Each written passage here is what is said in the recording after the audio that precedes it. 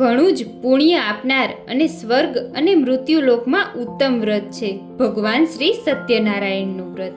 દુઃખ શોક વગેરે દૂર કરનાર, ધન ધાન્યની વૃદ્ધિ કરનાર, સૌભાગ્ય અને સંતાનનું સુખ આપનાર, બધા જ કાર્યમાં વિજય પ્રાપ્ત કરાવનાર ભગવાન શ્રી સત્યનારાયણનું વ્રત.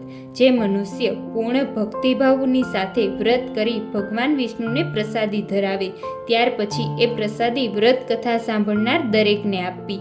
આ સાથે જ શ્રી હરિનું ધ્યાન અને ભજન કીર્તન કરે છે તો મનુષ્યની બધી જ ઈચ્છાઓ પૂર્ણ થઈ જાય છે. વિશેષ કર કલિકાલ કળિયુગમાં આ મોક્ષ આપનારો સરળ ઉપાય છે.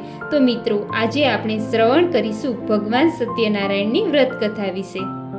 વાત કરીએ બીજા અધ્યાયની, તો આ રીતે સત્યનારાયણ ભગવાનના વ્રત વિધિ વિધાન તેમજ મહાત્મ્ય જણાવતા શ્રી સુતજી શૌનક આદિ ઋષિઓને કહ્યું કે આ વ્રત સર્વપ્રથમ જેણે કર્યું હતું તેની કથા હું કહું છું. હે ઋષિઓ, અત્યંત રમણીય કાશી નગરીમાં સતાનંદ નામનો એક ગરીબ બ્રાહ્મણ રહેતો હતો. ભૂખ તરસથી વ્યાકુળ થઈ તે દરરોજ ભિક્ષા માગીને પોતાના જીવનનો નિર્વાહ કરતો હતો. એક દિવસ જેને બ્રાહ્મણ પ્રિય છે એવા ભગવાન પોતે જ એક વૃદ્ધનો બ્રાહ્મણ વેશ ધારણ કરીને એમની પાસે આવ્યા અને આદરપૂર્વક કહ્યું કે હે પ્રિય, તમે અત્યંત દીન બની રોજે રોજ ભિક્ષા શા માટે માંગો છો? વૃદ્ધ બ્રાહ્મણની પ્રેમભરી વાણી સાંભળીને તે સતાનંદ બ્રાહ્મણે કહ્યું કે હું ખૂબ જ ગરીબ છું, આથી ભિક્ષા માટે ભટકું છું. જો આ કષ્ટમાંથી નીકળવાનો કોઈ ઉપાય જાણતા હોય તો આપ મને કૃપા કરીને અવશ્ય કહો. ત્યારે વૃદ્ધ બ્રાહ્મણ વેશધારી ભગવાન બોલ્યા, હે બ્રાહ્મણ, ઈચ્છિત ફળ આપનાર અને બધી જ મનોકામના પૂર્ણ કરનાર શ્રી સત્યનારાયણ ભગવાન છે અને એમનું પૂજન સર્વશ્રેષ્ઠ છે. માટે આ વ્રત કરવાથી મનુષ્ય ગમન બંધનમાંથી મુક્ત થાય છે અને પૃથ્વી પર સ્વર્ગનું સુખ ભોગવે છે.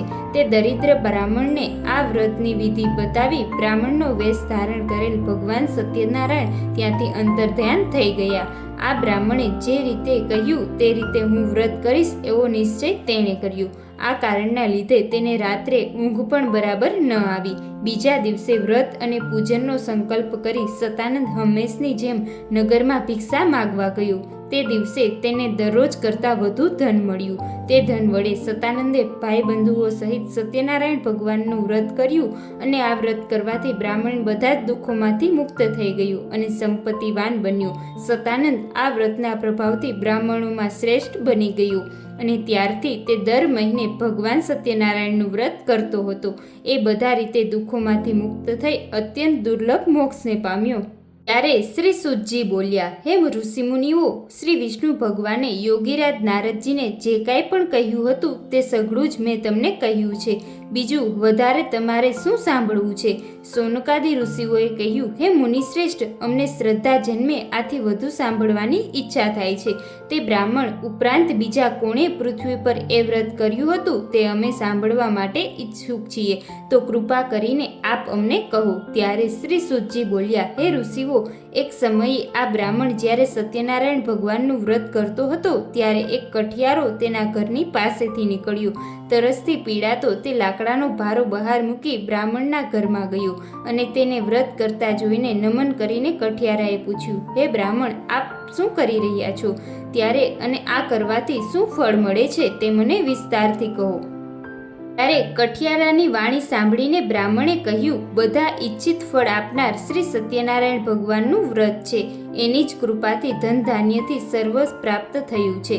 તેની પાસેથી આ વ્રતનું મહાત્મ્ય જાણી કઠિયારો ઘણો ખુશ થઈ ગયો અને પ્રસાદ લઈને પાણી પીતો લાકડાનો ભારો માથે મૂકી હું પણ આ વ્રત કરીશ એમ વિચારી નગરમાં સદભાગ્યે જ્યાં ધનિક લોકો રહેતા હતા ત્યાં પહોંચી ગયો.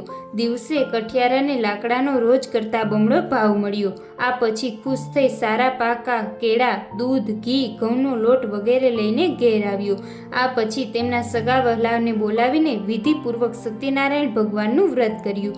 આ વ્રતના પ્રભાવથી ધન, સંતાન વગેરે સંપન્ન થઈ ગયું અને લોકમાં સમસ્ત સુખો ભોગવી અંતમાં મોક્ષના પદને પામ્યો. ત્યારે બોલો શ્રી સત્યનારાયણ ભગવાનની જય.